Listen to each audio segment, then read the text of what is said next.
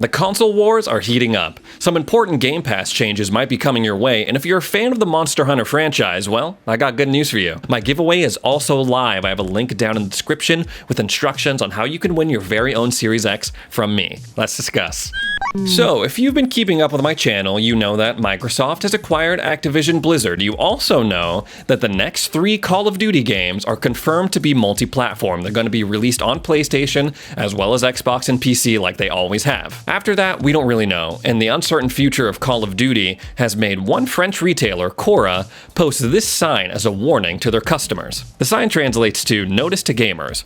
Microsoft has bought Activision. Choose your machine carefully." And in parentheses, it just says Call of Duty. Now, this is hilarious to me. We know that the next 3 Call of Duty games are going to be multi-platform. They're going to come out on PlayStation as well as Xbox. But, maybe the person running the store, the person who posted the sign, doesn't know that, or if they do, it's really funny because they're taking this weird precautionary measure, protecting themselves from someone buying a PlayStation from them, and then 4 or 5 years down the line, realizing that they can't play the new Call of Duty game if they decide to make it exclusive, becoming so enraged at that fact that they go back to the place where they bought the PlayStation 5 and complaining about it.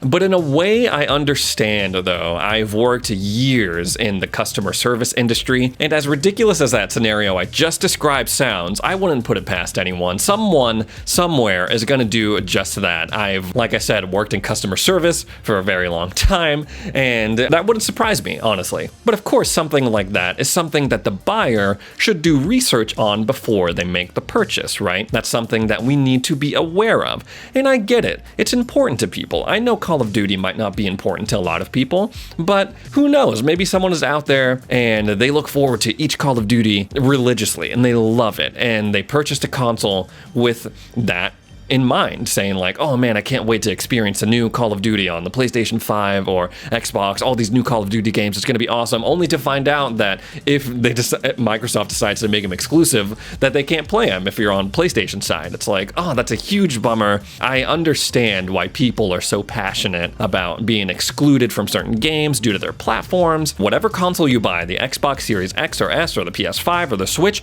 that could be your primary gaming machine for the next 7, 8, maybe 9 years. It's a big deal. I get it. And you want to make the right choice. And one thing I hate the most when people bring that up is that, ooh, I have all platforms. I own a PlayStation 5, I own an Xbox Series X, I own a Nintendo Switch, I own a top-of-the-line PC, so I don't have to worry about exclusives. You should just do that. And it's like, great for you, man, but not everybody A, wants to do that, or B, can't do it due to financial reasons. There's a ton of reasons why people aren't buying every single console that comes out. And so that whole argument, that just makes me mad. I personally own multiple platforms, but I was only able to do that only recently. Up until then, I've only had one console, an Xbox 360 to an Xbox One, and then I went multi-plat for this generation. I was lucky enough to do so, but not everyone can do that. Anyway, getting back on track, this just reinforces the buying power that Call of Duty carries when it comes to the video game market. Now, it's crazy to think of all of the games that Microsoft is currently working on.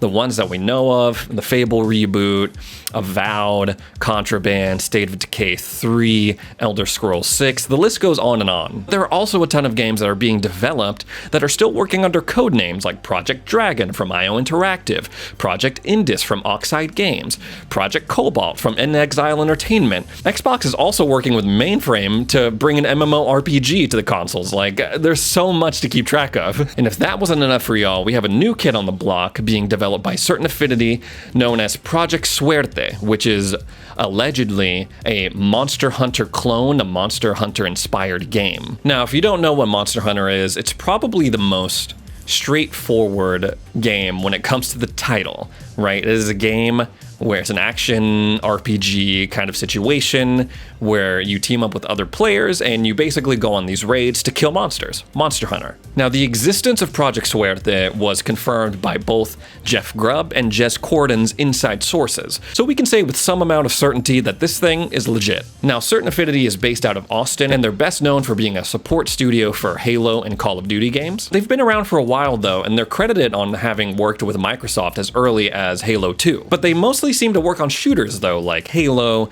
Call of Duty, Left 4 Dead, World of Tanks, so it'll be interesting to see what they bring to a game that's supposed to be like Monster Hunter. Now, personally, I think it's cool to see certain studios kind of branch away from the thing that they're known for doing. We're seeing that right now with Playground Games. They're, mostly known for working on the Forza franchise, cars, racing, open world racing game, and they're being put to work on the Fable reboot, so I'm interested in that. And these guys, we'll see what they bring to a game that's supposed to be like Monster Hunter, or if you're a glass half empty kind of guy, that is something that is a red flag for you, right? Jess Corden also received separate hints that Certain Affinity is working on a new game mode for Halo Infinite's multiplayer.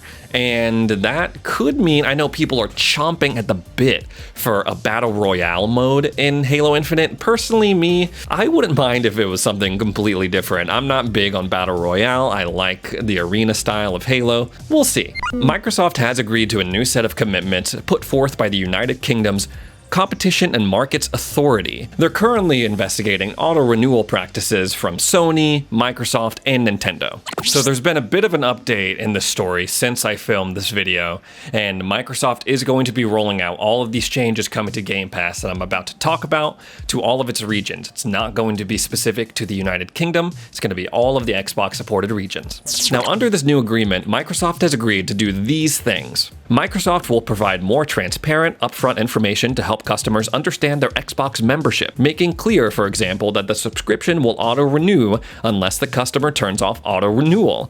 When the subscription will auto-renew, how much it will cost, and how the customer can receive a refund after an accidental renewal. Now, I don't really know how they're going to implement this in practice. Like, are they going to give you just a longer terms of agreement that people are just going to skip over anyway? I'm not sure. But there is a big deal about people getting blindsided by these subscription services that they sign up for. They don't really read through it all themselves. They don't really have a full understanding of it. They don't read the fine print. This seems like a good idea. This seems like a good practice going forward. Next up is refunds. Microsoft will contact existing customers on recurring 12-month contracts and give them the option to end their contract and claim a refund. Inactive memberships. Microsoft will also contact existing customers who haven't used their memberships for a long time but are still paying. These customers will be reminded how to stop payments, and if they continue not to use their memberships, Microsoft will ultimately stop taking further payments. Now, this is all really interesting stuff. It's all very nice sounding things, and this was first brought up to me by one of my followers on Twitter. I'd like to give a shout out to you. And this is something that I would also like to see other businesses adopt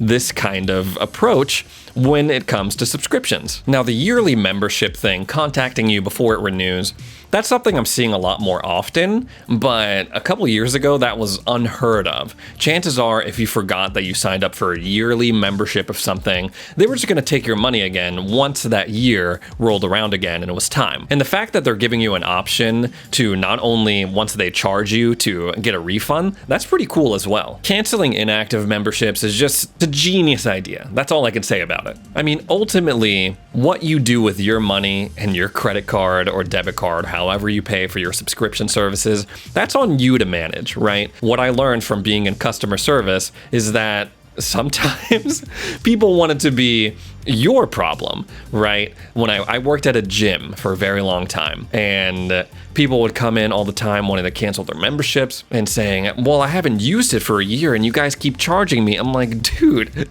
I'm not your accountant, man. I'm not like your personal subscription canceller. If you're not using something, like, that's not my job. I make minimum wage. What do you want me to do? So overall, pretty considerate. I would like other companies like Sony and Nintendo to do that as well. And I would like other companies that operate on subscription models to do that as well. That just sounds like a great idea. That sounds consumer friendly. I like it. The console wars seem to be heating up a little bit. You know, a couple weeks ago, we were talking all about Activision Blizzard being bought by Microsoft, and now gaming Twitter is all about this new deal that Sony just pulled off where they bought Bungie for $3.6 billion. So when I first saw this on Twitter, it was a little shocking to me. I'm not really really big into Destiny. So when I think about Bungie, I think about Halo. And then I remembered, I'm like, wait a minute, it's not 2010 anymore.